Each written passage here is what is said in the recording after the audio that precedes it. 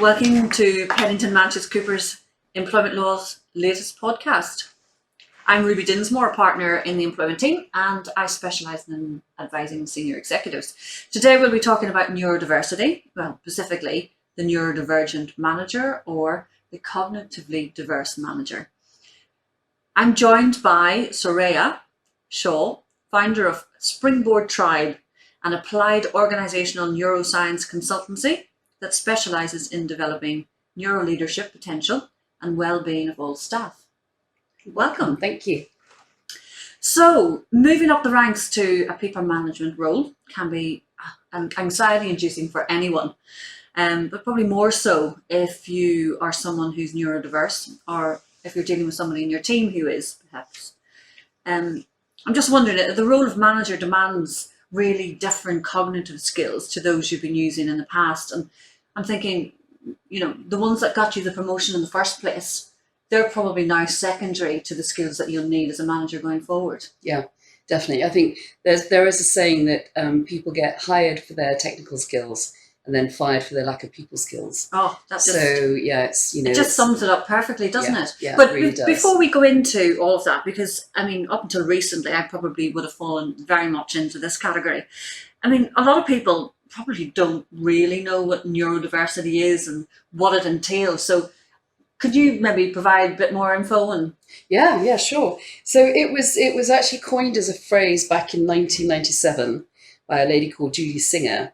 And it was this whole comparison between what's normal and what's not normal.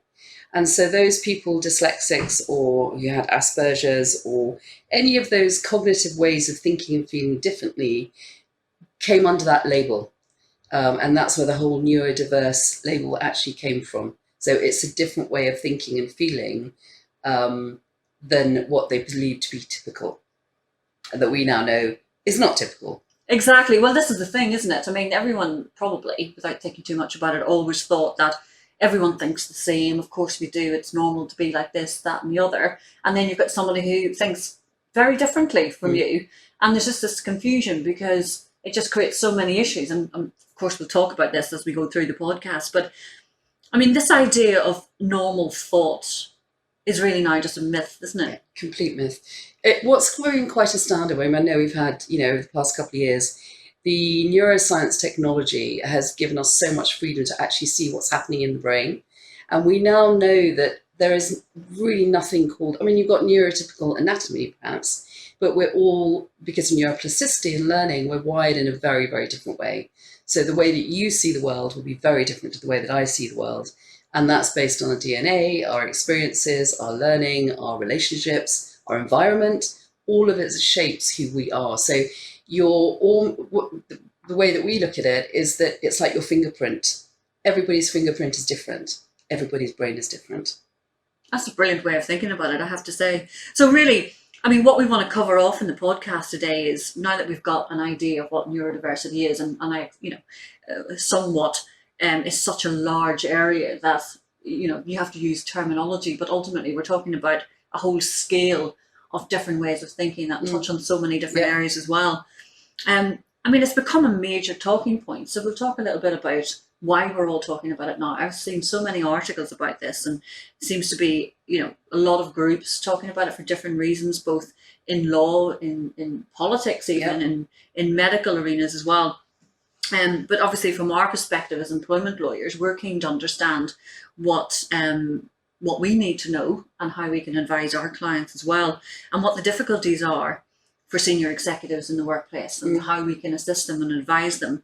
And then, of course, what employment law protections are available to them were relevant, and of course what protections they have under possibly disability discrimination laws, and of course where to seek help and how best to deal with the problems that they're facing in the workplace.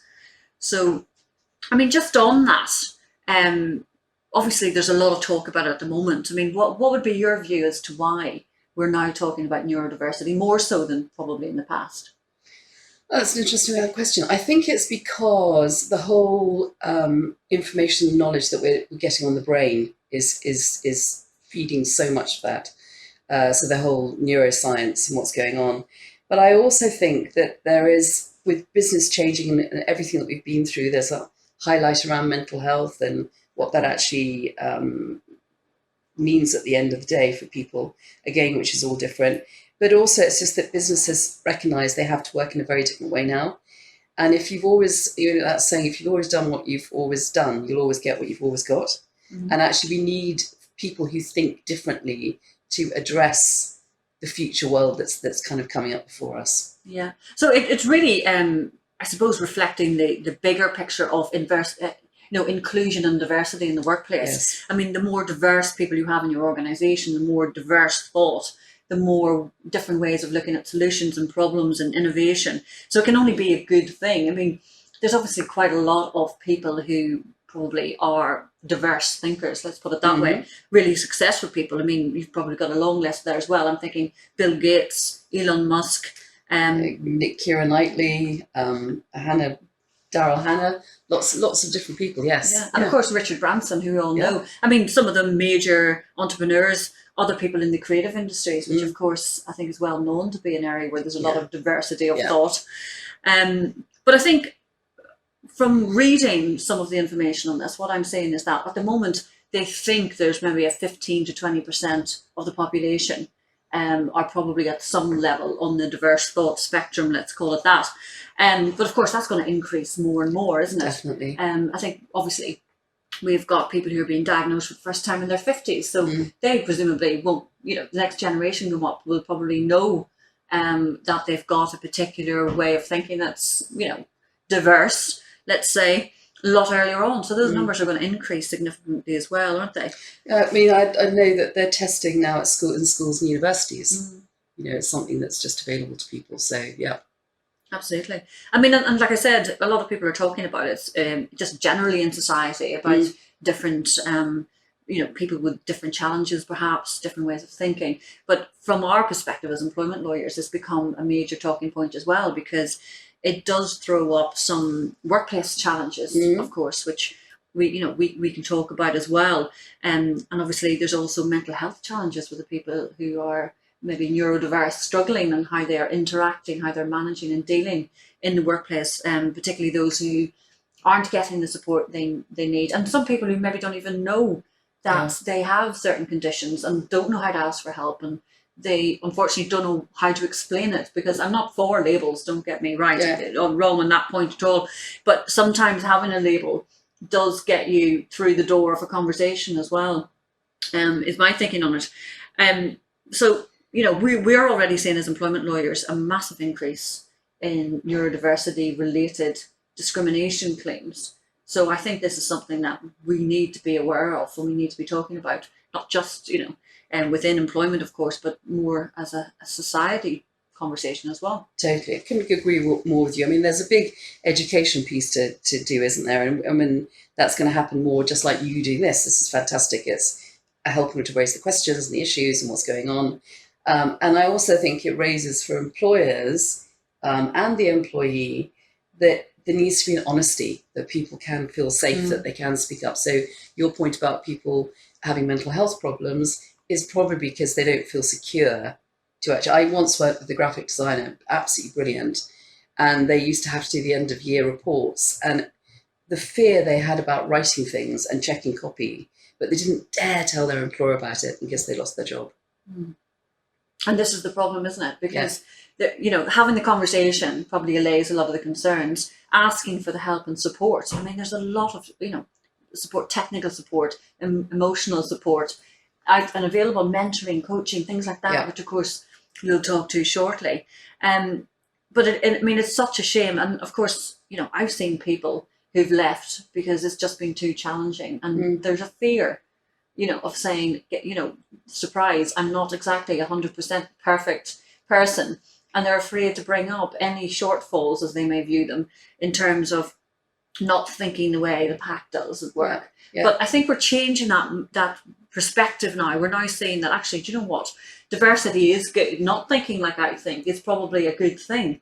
But I need to know that you don't think the same way as me. And you do need to take responsibility, I think, as a person, to say that, and be brave enough to say that, I think, in the workplace and anywhere for that matter. Yeah, definitely.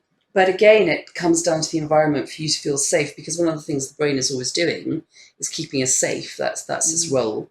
So fear is such a huge emotion for everybody, you know. But if you feel secure and you've got good relationships and you're in a trusting environment, then it's much easier to be open and honest.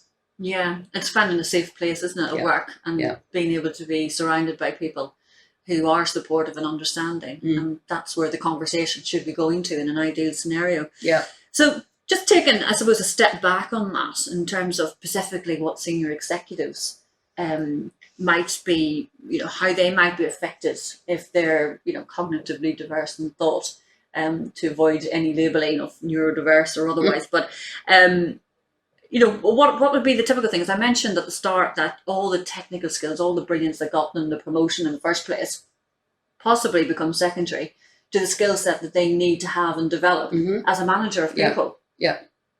I think where it's coming out, and again, this comes us, we're in a very, very changing world, is that, being able to have that honest conversation where people can say, look, this is how your team is feeling about you, and to be able to accept that and to be able to get support, whether that's a neuroscience, a brain-based training coach or a mentor, or your team to feel secure that they can say, actually, when you behave that way, this is how you make me feel. Because that person probably won't even realize that they're not looking at someone or smiling at them or, going out and having fun with them. So all those barriers are there, but they're invisible, they're transparent. So actually giving them the support to be able to bring them down and to behave in a much more relaxed fashion as a leader and a manager, so that you've got people behind you and they trust you and you're role modeling the way to behave becomes very, very important. Yes, absolutely. I mean, as part of looking into this, I came across a blogger called Hunter Hansen, and he's been talking about his experiences as an autistic manager.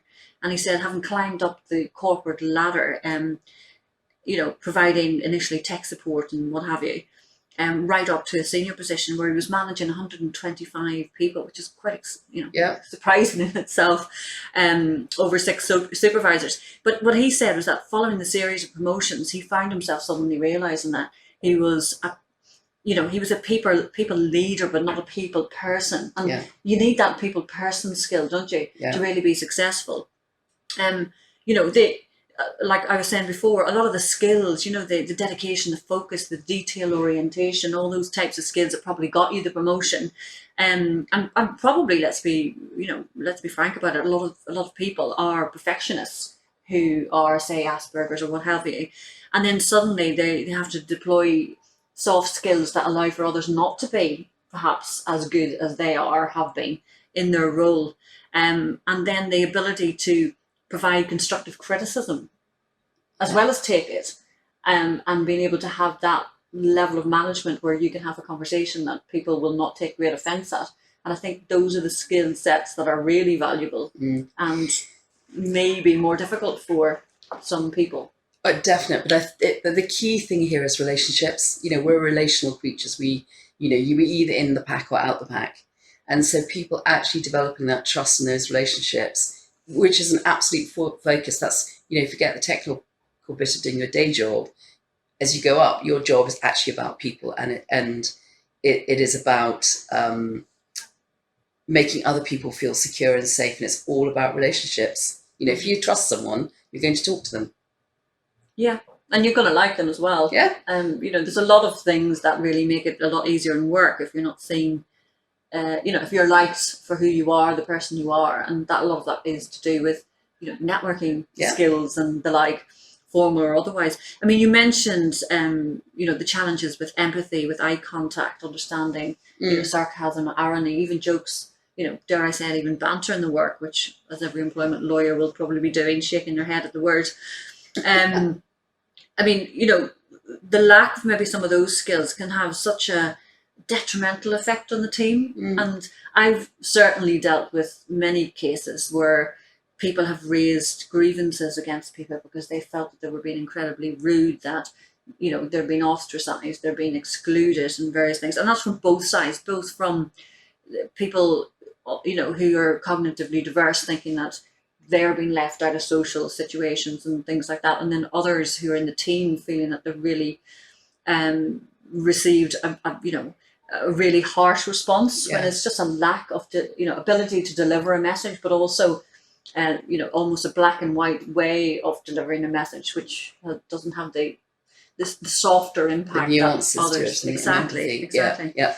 And I mean, the other thing that we've noticed, haven't we, is that it's about the small steps. Things escalate from the tiniest Oh, things. absolutely. They just kind of snowball before you actually Yeah. realize it. But again, I have to be quite honest here that, people not being able to get other people's jokes and stuff is not unusual. All of us are guilty. We've all got our own way of seeing a joke.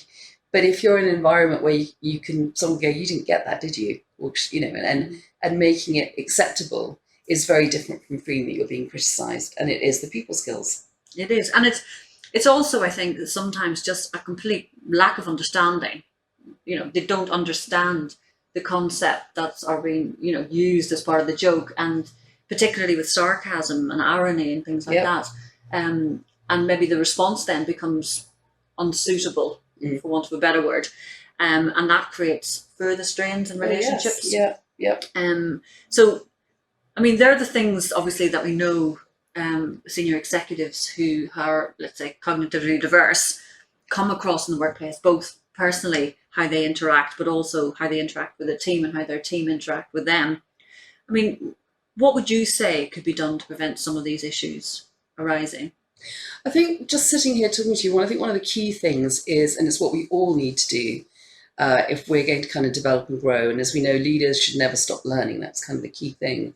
But it's that self-awareness piece, having time to reflect, to be aware of your behaviours, how you're coming across to people, what you need to do to grow and develop. They are, I think, the key things for people, because hopefully people are going to then say, hold on a sec, why did no one laugh? Why does everyone kind of give me funny looks and not accepting me? And then be able to go off and find, a mentor or a coach or whoever, your boss or whoever it might be, you can talk to say, right, the penny's not dropping here, I need your support. Mm-hmm. And that's it, isn't it? It's about education and raising awareness, and making people also know, because if people don't know, I mean, I'm a faithfully believe that people are generally good at heart. Yep. And if someone says, I'm struggling with this, or this is something that I deal with on a day-to-day basis, have done all my life, please give me some leeway. Please don't take offense if I do this, say that, don't do this, don't say that. And I think people are very sympathetic to that. But if they don't know, they can't help. If you don't know what you don't know, they will just treat you as they do everyone else. And if you do something, they'll react in the same way they do everyone else. Yeah. And I think that's part of the issue, isn't it? So and so that's where it becomes that, internal training and making people aware of different thinking styles, emotion styles, and the skills that actually brings and how they can utilize them becomes very, very important. Yeah. I think, there's two parts to this from what I can see. One is the person themselves using all available resources. So seeking a mentor, coaching, becoming self-aware, and of course, making sure that those around them are aware as well. And within the employment context, from what I've seen, is that there's quite a lot of literature available for managers, for employers and HR about identifying it and how to best accommodate people who are cognitively diverse.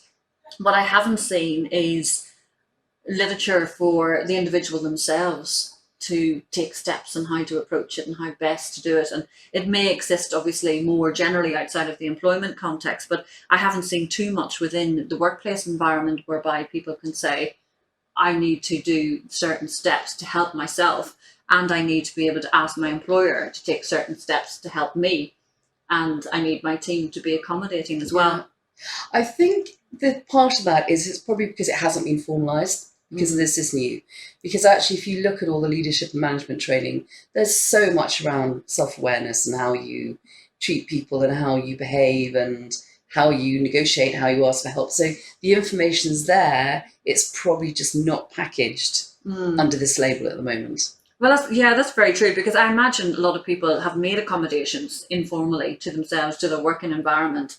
For instance, if somebody isn't comfortable working in a loud environment, they will choose the workplace pod that is in a quieter end of the room without ever having to have the conversation. And of course, I'm not suggesting everyone has to speak about all aspects of this. What you want to share to other people is your decision, and that's personal to you.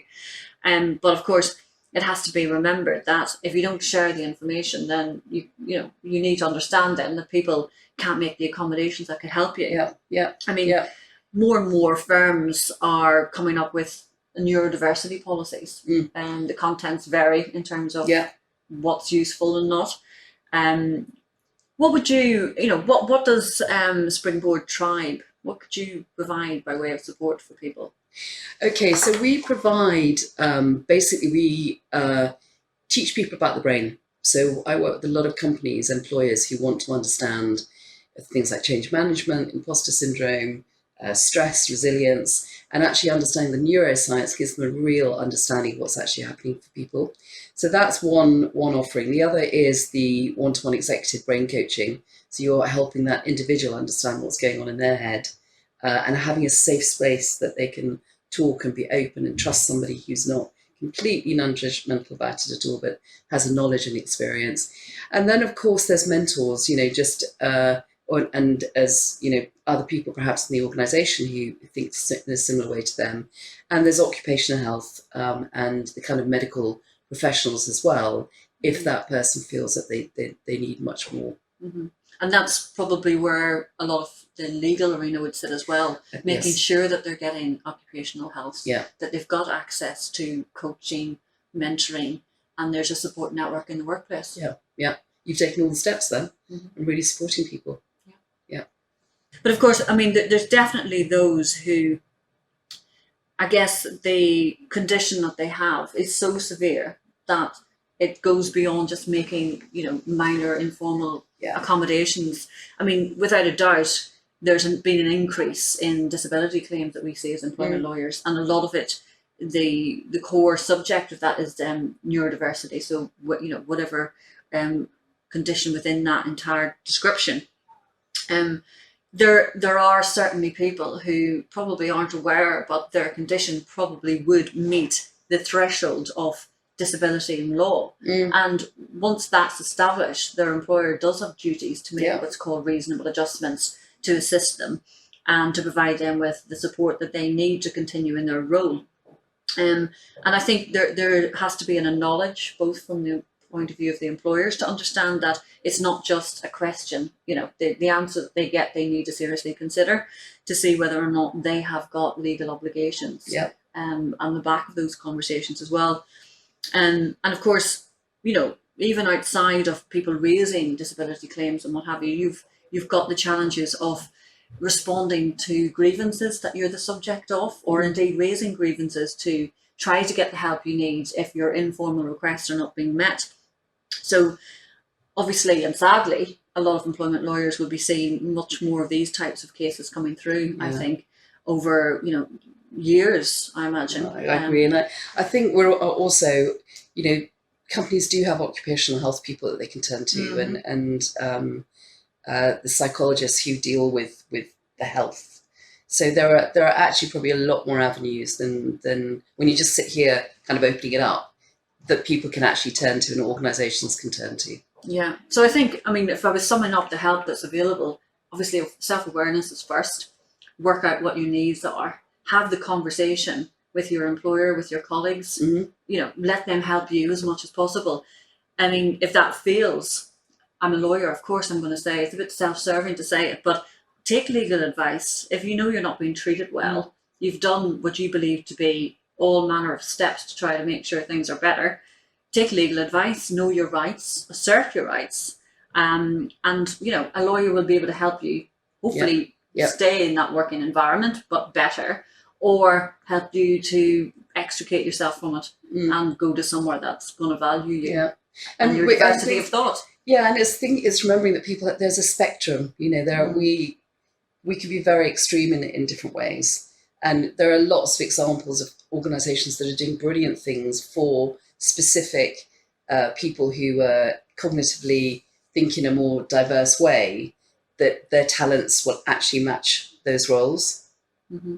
Well, I think we've covered all the bases there for what we can do today on a podcast. But just a special thank you so much for your insight. It's really, been wonderful to be here really and valuable. Get it out there and get people talking about it and understanding it, so that we just get the normality of it all and actually value people. Absolutely. Well, that's what it's about, isn't it? Yep.